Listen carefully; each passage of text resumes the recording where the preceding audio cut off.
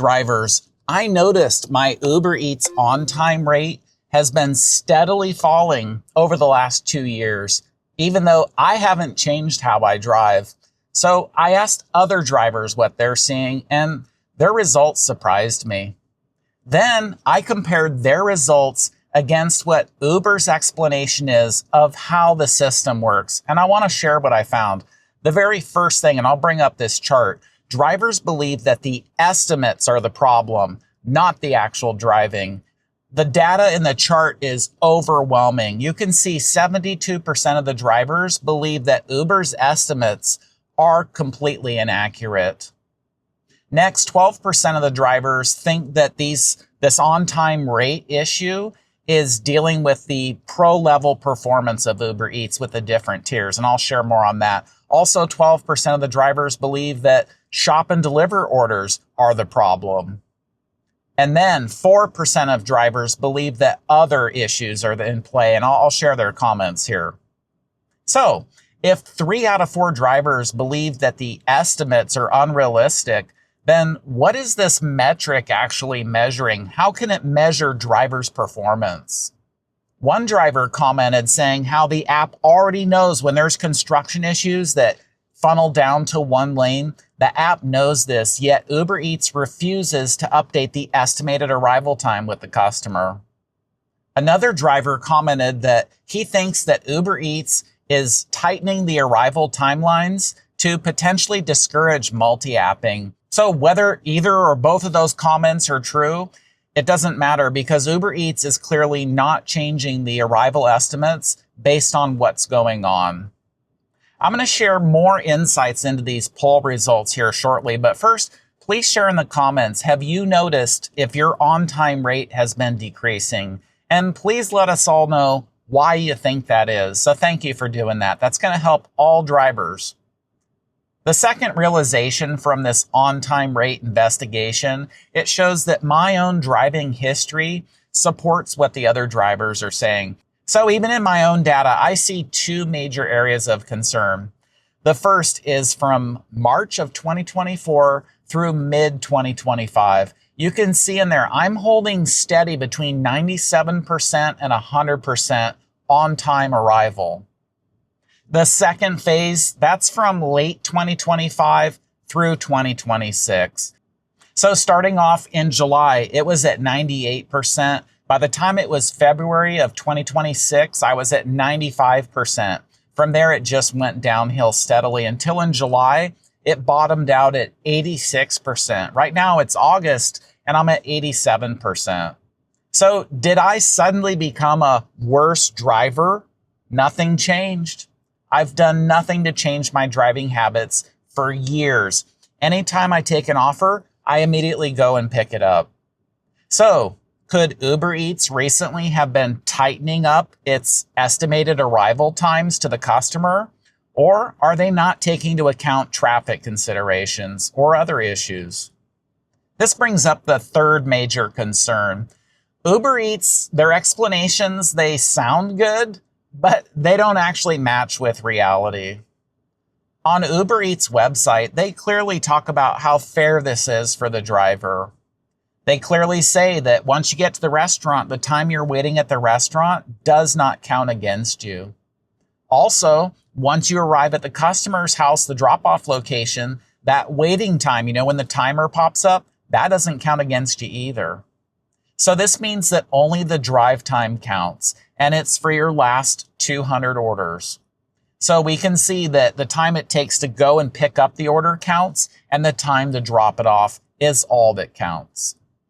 I'm going to put the link to this information in the video description, but here's some things that I notice they are not accounting for.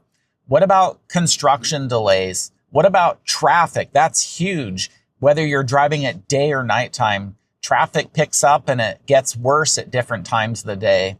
Is Uber Eats smart enough to account for that? Here's another good one. What about apartment complexes? Do they know where the parking is and how long it takes to get through those security gates and to actually find the apartment? Or are they just lumping it into one area and thinking that's all the same?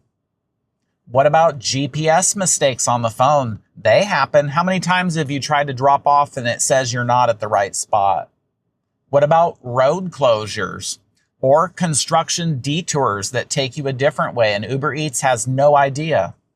What about train crossings? Is Uber Eats, their AI, is it smart enough to know the train schedule? And if you're blocked because there's a big train going by? And here's a really good one. Looking back at that survey, shop and deliver orders. That time that you're in the store, that entire time counts against you. So if you can find everything quickly, great. But compare that difference from a restaurant pickup time to even just a few items in the store. That can really add up some time. How do they know how long it takes to shop and order? And is it accurate? And then also, what about stacked deliveries? You're going to the first customer. What if there's a delay there and trying to talk to the customer? And then the next leg of your journey, are they counting that fairly? So on the website, it looks good on paper when they're talking about how this works and what counts against you and what doesn't. But did they ever consider what if their estimates are actually wrong? The fourth thing that I really noticed is that a lot of drivers rightly could be afraid of being deactivated by this rate continuing to go down. Don't worry, that's not the case. Again, I'm going to share the link in the description, but Uber Eats has definite criteria for deactivation, and the on-time arrival rate is not one of them. The main thing that the on-time rate is for eligibility on the different tiers, the Uber Pro, the Diamond, the things like that. They set the on-time rate as a criteria to qualify for those. So they're not going to deactivate you for that. Uber Eats says that deactivation is primarily focused on the customer's ratings on you in the app. And then also order cancellations are a big one. This is why when you accept an offer, you better do it, because if it gets too high, around 15 and higher %, they can deactivate you for that. Also, what about fraud? And then also repeated suspicious delays. Let's think about that. So you have fraud, repeated suspicious delays. Hopefully Uber Eats would not do this against the driver, talking about the on-time rate, and actually count it against you and coding it as fraud. That would be sad. That would not inspire confidence in the leadership at Uber Eats. Oh, and another thing that can get you deactivated would be safety issues. So I don't want you to worry. I've got good news. There are so many things that are in the driver's control, completely in our control, that can help you when you're doing deliveries.